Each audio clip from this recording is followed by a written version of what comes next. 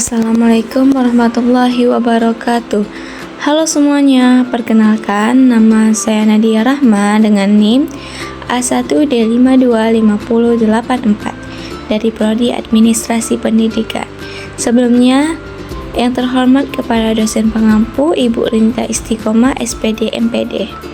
Di sini saya akan menjelaskan materi tentang makan bergizi gratis dalam analisis kebijakan.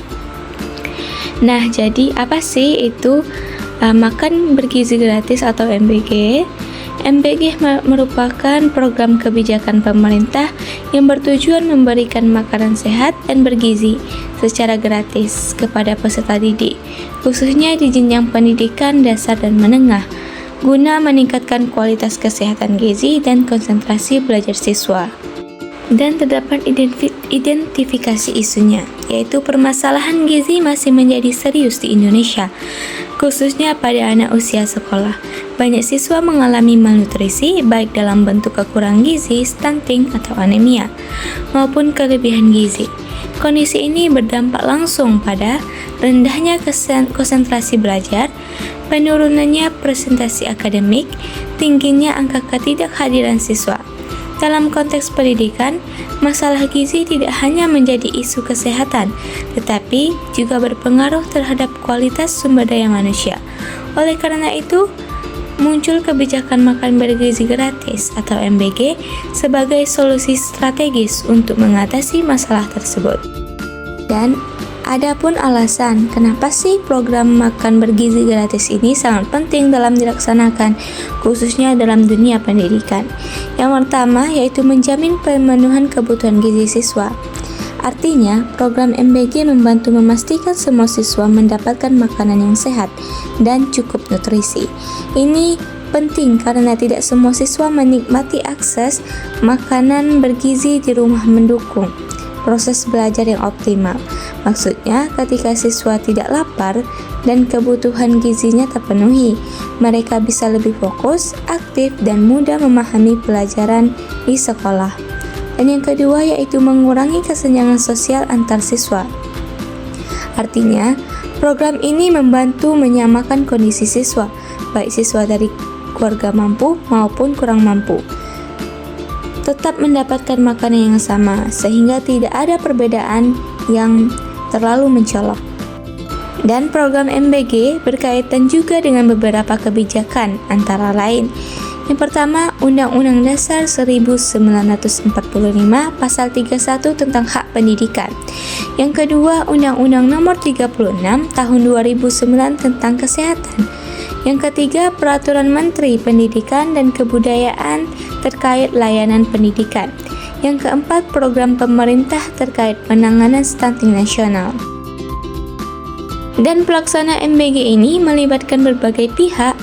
Yang pertama, pemerintahan pusat atau perumusan kebijakan dan pendanaan. Yang kedua, pemerintahan daerah atau implementasi di lapangan. Yang ketiga, sekolah atau pelaksanaan teknis. 4, masyarakat dan orang tua atau pengawasan dan dukungan. Yang kelima, pihak swasta atau UMKM, yaitu penyediaan makanannya. Nah, dan di MBG ini juga terdapat beberapa dampak positif dan negatif. Yang pertama, ada dampak positifnya. Dari MBG ini, beberapa dampak positif yaitu peningkatan konsentrasi belajar siswa, penurunan angka kekurangan gizi, meningkatkan kehadiran siswa di sekolah, dan membantu ekonomi lokal melalui penyediaan makanan. Dan ada juga beberapa dampak negatif dari MBG. Yang pertama, ada ketidakseimbangan kualitas makanan antar daerah dan distribusi yang belum merata. Terdapat juga analisis kritisnya. Yang pertama, ada kelebihan kebijakan, di antaranya membantu siswa dan keluarga kurang mampu, meningkatkan kualitas kesehatan dan pendidikan, mengurangi kesenjangan sosial, dan mendukung program penurunan stunting. Dan kedua, ada kelemahan kebijakannya, di antaranya bergantung pada anggaran besar, risiko kualitas makanan tidak terkontrol, potensi ketidaktepatan sasaran, kurangnya evaluasi berkelanjutan. Yang ketiga yaitu tantangan dan hambatan implementasinya, di antaranya distribusi di daerah terpencil, koordinasi antar lembaga, pengawasan yang belum optimal, perbedaan kondisi daerah atau geografis dan ekonominya. Pun gagasan rekomendasi kebijakan yang pertama, solusi yang diusulkan meningkatkan efektivitas program MBG melalui sistem distribusi yang transparan, pengawasan ketat, serta kolaborasi dengan pihak lokal.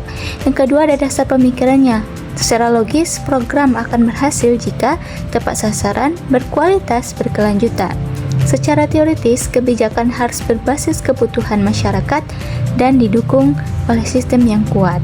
Yang ketiga ada dampak yang diharapkan, yaitu diantaranya ada peningkatan kualitas pendidikan, penurunan angka malnutrisi, pemerataan kesejahteraan siswa, dan penguatan ekonomi lokal. Dan dari semua yang saya jelaskan tadi terdapat kesimpulannya, yaitu program makan bergizi gratis ini atau MBG merupakan kebijakan strategis yang mengintegrasikan sektor pendidikan dan kesehatan. Dan MBG ini memiliki urgensi tinggi dan meningkatkan kualitas SDM, membutuhkan kolaborasi multi aktor, perlu penguatan dalam implementasi dan pengawasan. Jika dijalankan secara optimal, MBG dapat menjadi solusi jangka panjang untuk menciptakan generasi yang sehat, cerdas, dan produktivitas.